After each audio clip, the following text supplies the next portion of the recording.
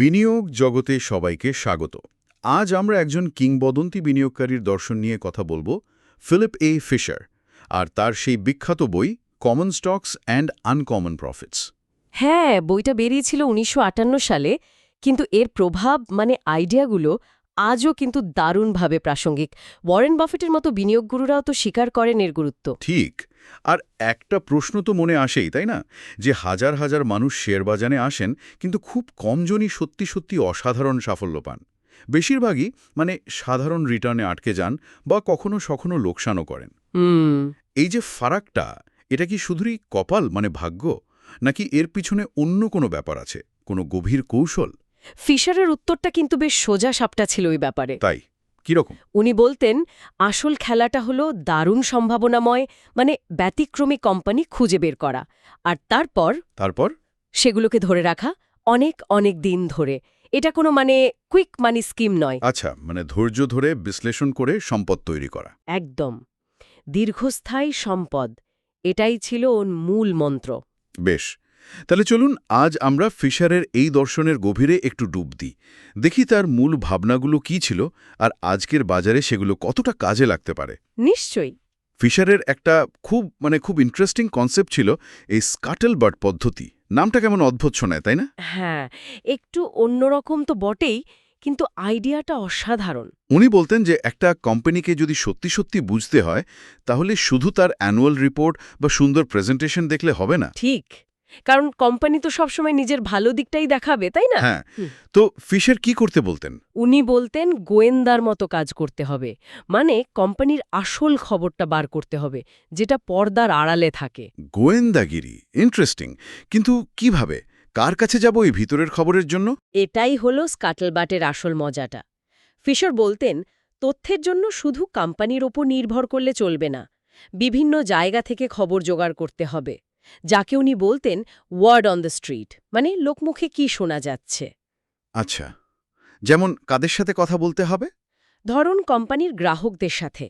তারাই তো প্রোডাক্ট বা সার্ভিস ব্যবহার করছে। তারা কি খুশি? অন্যদের কি রেকমেন্ড করবে, নাকি বিস্তর অভিযোগ? গ্রাহকদের ফিডব্যাক। আর সরবরাহকারী সাপ্লায়ার, কোম্পানি কি সময়মতো পেমেন্ট দেয়? তাদের সাথে ব্যবহার কেমন? তারা কি কোম্পানিকে ভরসাযোগ্য মনে করে? আচ্ছা, এটাও গুরুত্বপূর্ণ। অবশ্যই। তারপর ধরুন প্রতিযোগী বা কম্পিটিটর। তারা ওই কোম্পানিটাকে কিভাবে দেখে, কোথায় শক্তি, কোথায় দুর্বলতা, বাজার দখলের ক্ষমতা কেমন। বাহ, প্রতিযোগীদের থেকেও তথ্য নেওয়া। হ্যাঁ, এমনকি প্রাক্তন কর্মচারী, যারা আগে চাকরি করত, তারা কেন ছেড়েছে, কোম্পানির ভেতরের কালচার, ম্যানেজমেন্টের ব্যবহার, এইসব ব্যাপারে তারা কিন্তু অনেক খাঁটি খবর দিতে পারে। ঠিক, যেটা হয়তো কোম্পানির রিপোর্টে পাওয়া যাবে না। একদম। এছাড়াও ট্রেড অ্যাসোসিয়েশন, ইন্ডাস্ট্রির অন্য এক্সপার্ট, এদের থেকেও মূল্যবান তথ্য পাওয়া যায়। এ তো রীতিমতো একটা ইনভেস্টিগেশন।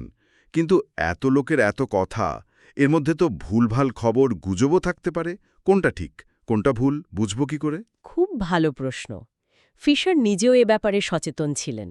উনি বলতেন, একটা সোর্স থেকে শুনে সিদ্ধান্তে আসা ঠিক নয়। তাহলে স্কাটলবার্ডের আসল পাওয়ারটা হল এই বিভিন্ন সোর্স থেকে পাওয়া তথ্যগুলোকে এক জায়গায় আনা, মিলিয়ে দেখা, কোথায় মিলছে, কোথায় গরমিল। আচ্ছা, ক্রস চেক করার মতো। ঠিক তাই। যখন দেখবেন বিভিন্ন একদম আলাদা আলাদা জায়গা থেকে একই রকম তথ্য আসছে, তখন সেটার বিশ্বাসযোগ্যতা বেড়ে যায়। আবার যখন তথ্যে প্রচুর অমিল দেখবেন, তখন বুঝবেন আরও গভীরে যেতে হবে। এটা অনেকটা জিগজ পাজল মেলানোর মতো। কয়েকটা টুকরো দেখে পুরো ছবি বোঝা যায় না, কিন্তু যথেষ্ট টুকরো সঙ্গে করলে একটা স্পষ্ট ধারণা পাওয়া যায় কোম্পানির আসল স্বাস্থ্য, তার কাজের ধরন, বাজারের সুনাম, এই সব কিছুর। বোঝা গেল। দারুণ পদ্ধতি।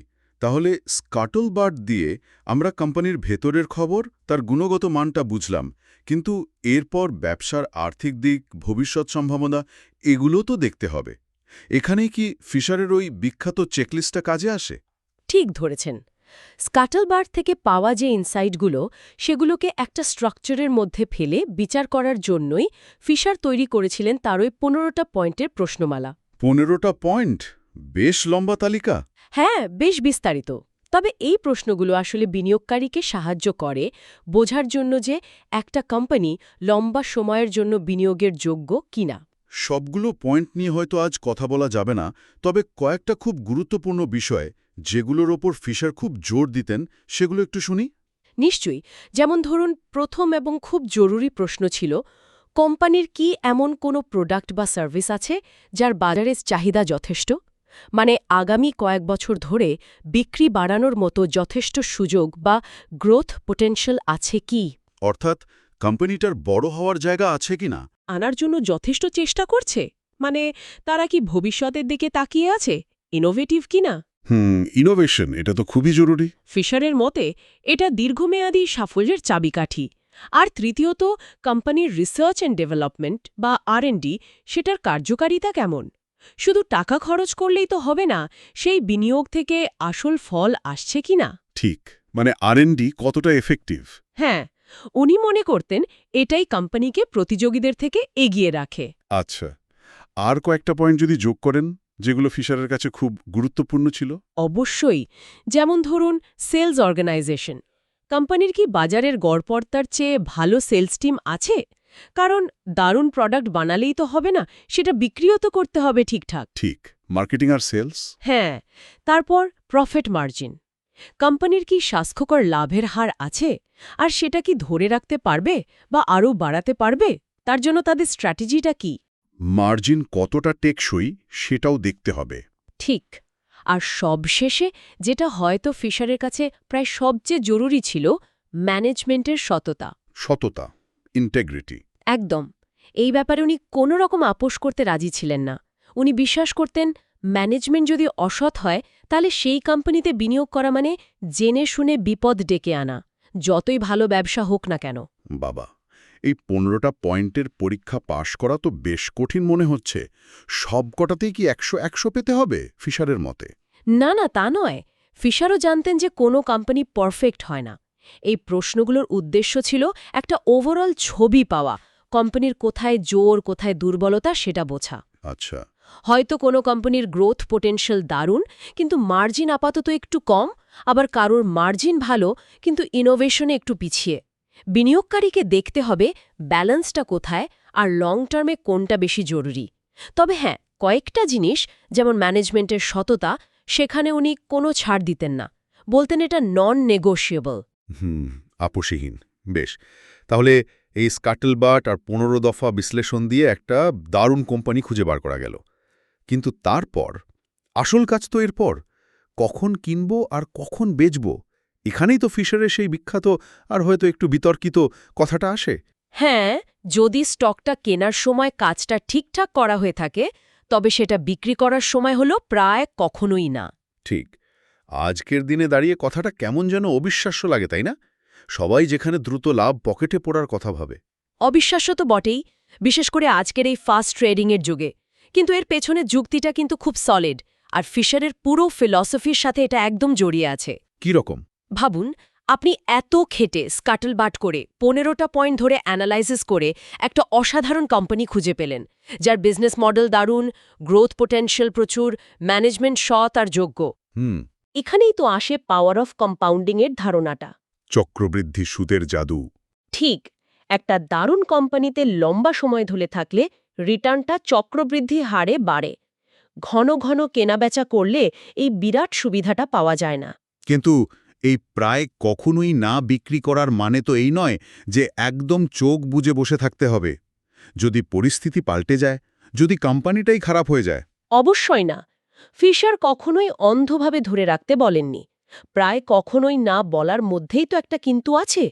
উনি পরিষ্কার করে 3টে কারণ বলেছিলেন যখন একটা ভালো স্টকও বিক্রি করার কথা ভাবা যেতে পারে। আচ্ছা, কি কি কারণ? প্রথমত, যদি বোঝা যায় যে কেনার সময় আপনার বিশ্লেষণে কোনো বড় ভুল ছিল। হয়তো আপনি ভবিষ্যৎটা বেশি ভালো ভেবে ফেলেছিলেন বা কোনো রিস্ক চোখেই পড়েনি। ভুল তো হতেই পারে, সেটা স্বীকার করে বেরিয়ে আসাটাই বুদ্ধিমানের কাজ। ঠিক, ভুল স্বীকার করা। দ্বিতীয়ত, যদি কোম্পানির মৌলিক চরিত্রে বা ব্যবসায় এমন কোনো খারাপ পরিবর্তন আসে যা তার দীর্ঘমেয়াদী সম্ভাবনা নষ্ট করে দেয়, ধরুন ম্যানেজমেন্ট বদলে গেল বা নতুন কোনো প্রতিযোগী এসে কোণঠাসা করে দিল, বা তাদের মূল প্রোডাক্টটাই আর চলছে না, মানে যে কারণে কিনেছিলেন সেটাই যদি আর না থাকে। ফান্ডামেন্টাল যদি খারাপ হয়ে যায়। হ্যাঁ, আর তৃতীয় কারণটা হলো যদি আপনি বর্তমান বিনিয়োগের চেয়ে অনেক অনেক ভালো কোনো বিনিয়োগের সুযোগ খুঁজে পান। তবে এখানে ফিশার খুব জোর দিতেন যে এই আরও ভালো সুযোগের এর স্ট্যান্ডার্ডটা খুব উঁচু হতে হবে। সামান্য একটু ভালোর জন্য লাফালাফি লয়, সত্যি এক্সেপশনাল কিছু এলে তবেই বদলের কথা ভাবা যেতে পারে। বুঝলাম, কিন্তু এখানে একটা সাইকোলজিক্যাল ব্যাপারও তো আছে, তাই না? ধরুন বাজার খুব পড়ছে, আপনার কেনা ভালো স্টকটার দামও পড়ছে, সবাই বিক্রি করছে, তখন এই প্রায় কখনোই না নীতিতে টিকে থাকা তো খুব কঠিন। নিঃসন্দেহে কঠিন। এটাই হয়তো লং টার্ম ইনভেস্টিংয়ের সবচেয়ে বড় চ্যালেঞ্জ, বাজারের এই শর্ট টার্ম ওঠানামার চাপটা সহ্য করা। ঠিক। এখানেই আপনার সেই গোড়ার দিকের রিসার্চ, আপনার সেই স্কাটলবার্ট, সেই ১৫ দফা বিশ্লেষণ কাজে আসে। যদি আপনি কোম্পানির ব্যবসায়িক শক্তি নিয়ে কনফিডেন্ট থাকেন, যদি ম্যানেজমেন্টের ওপর ভরসা থাকে, তাহলে স্টকের দামের রোজকার ওঠানামা আপনাকে অতটা বিচলিত করতে পারবে না। কারণ তখন আপনি শুধু দাম দেখছেন না, ব্যবসার অংশীদার হিসাবে তার ভ্যালুটা দেখছেন। একদম। ফিশরের দর্শন এটাই শেখায়, শেয়ার বাজারকে ক্যাসিনো না ভেবে ব্যবসার মালিকের মতো চিন্তা করতে।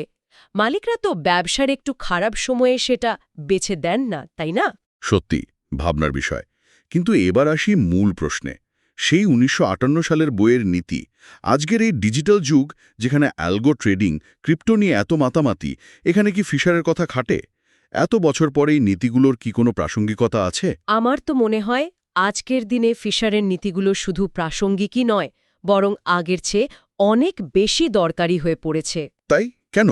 কারণটা ভাবুন, আজ আমরা ইনফরমেশনের বন্যায় ভাসছি। প্রতি মুহূর্তে খবর, হাজারো মতামত, ডেটা, চারদিকে শুধু নয়েজ আর নয়েজ। এই অবস্থায় কোনটা আসল সিগন্যাল আর কোনটা শুধু গোলমাল সেটা বোঝা কিন্তু খুব কঠিন। ঠিক, ইনফরমেশন ওভারলোড একটা বড় সমস্যা। এখানেই ফিশারের দর্শন আলো দেখায়। উনি শিখিয়েছেন কিভাবে এই হইচই অগ্রাহ্য করে কোম্পানির ফান্ডামেন্টালসের উপর ফোকাস করতে হয়, কিভাবে গভীর রিসার্চ করে সত্যিকারের ভালো ব্যবসা খুঁজে বের করতে হয়, আর কিভাবে শর্ট টার্ম লোভ বা ভয়কে জয় করে লং টার্ম লক্ষ্যে স্থির থাকতে হয়। তাহলে আজকের দিনের একজন বিনিয়োগকারীর জন্য ফিশারের মূল শিক্ষাগুলো যদি এক কথায় বলি। বলুন। ১. গোয়েন্দার মতো খোঁজ খবর নেওয়া, মানে স্কাটলবাট, শুধু রিপোর্টে আটকে না থাকা। ২. যুক্তিসঙ্গত বিশ্লেষণ, ফিশারের ১৫ দফা প্রশ্নের মতো কোনো কাঠামো ব্যবহার করে ব্যবসার গুণমান, স্থায়িত্ব, ম্যানেজমেন্টের সততা বিচার করা। আবেগে নয়, যুক্তিতে সিদ্ধান্ত নেওয়া। ঠিক। মালিকানা হিসেবে দেখা, ভালো কোম্পানিকে সময় দেওয়া, বাজারের ওঠানামায় প্যানিক না করা। একদম। আর ৪.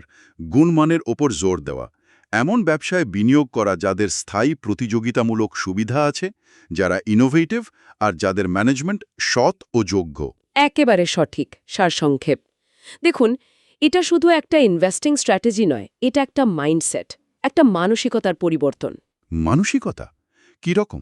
ফিশার আমাদের শিখিয়েছেন শেয়ার বাজারের দিকে একজন ব্যবসায়ী চোখ দিয়ে তাকাতে, ফাটকাবাজের চোখ দিয়ে নয়। উনি মনে করিয়ে দিয়েছেন প্রত্যেকটা স্টক টিকারের পেছনে একটা আসল জীবন্ত কোম্পানি আছে, যার নিজের শক্তি আছে, দুর্বলতা আছে, সুযোগ আছে, ঝুঁকি আছে। আর যখন আমরা এই মানসিকতা নিয়ে সেরা মানে ব্যতিক্রমী কোম্পানিগুলোকে খুঁজে বের করার চেষ্টা করি, তখনই লম্বা সময়ে অসাধারণ লাভ বা আনকমন প্রফিটস অর্জন করা সম্ভব হয়। এখানেই তো বইটার নামের সার্থকতা। অসাধারণ মানে সেরা কোম্পানিগুলিতে ফোকাস করে লম্বা সময় ধরে অসাধারণ লাভ অর্জন, এটাই তাহলে ফিলিপ ফিশারের দর্শনের মূল কথা। আলোচনার একদম শেষে এসে যারা আমাদের শুনছেন তাদের জন্য একটা ছোট্ট ভাবনার খোরাক দিতে চাই, যদি অনুমতি দেন। অবশ্যই, বলুন। আপনার খুব চেনা বা পছন্দের কোনো একটা কোম্পানির কথা ভাবুন। হতে পারে খুব বড় কোম্পানি বা আপনার চেনা মাঝারি কোনো ব্যবসা। এবার ফিশারের বলা দু একটা নীতি একটু প্রয়োগ করার চেষ্টা করুন মনে মনে। যেমন ভাবুন তো, ওই কোম্পানির প্রধান প্রোডাক্ট বা সার্ভিসের বাজারের ভবিষ্যৎ কেমন? আগামী 10 বছরে এর চাহিদা কি বাড়বে, কমবে, না একই থাকবে? অথবা ওই কোম্পানির ম্যানেজমেন্ট বা মালিক পক্ষ, তাদের সততা বা যোগ্যতা নিয়ে আপনার কি ধারণা? ভরসা করা যায়? আচ্ছা। শুধু লাভের হিসাব বা চার্ট দেখার বাইরে গিয়ে এভাবে একটু গভীরে ভাবুন তো, দেখবেন হয়তো বিনিয়োগের প্রতি আপনার পুরো অ্যাপ্রোচটাই একটু একটু করে বদলানো শুরু করেছে। এটা তখন আর শুধু শেয়ার কেনাবেচা নয়, একটা ব্যবসার অংশীদার হওয়ার মতো অনুভূতি দেবে। খুবই ইন্টারেস্টিং একটা এক্সারসাইজ হতে পারে এটা। আপনাকে অনেক ধন্যবাদ এই গভীর আর অন্তর্দৃষ্টিপূর্ণ আলোচনার জন্য। আপনাকেও ধন্যবাদ। তাহলে আজকের মতো এখানেই শেষ করছি। আশা করি ফিলিপ ফিশারের বিনিয়োগ দর্শন আপনাদের ভাবনার জগতে নতুন খোরাক যোগাবে। সবাই ভালো থাকবেন।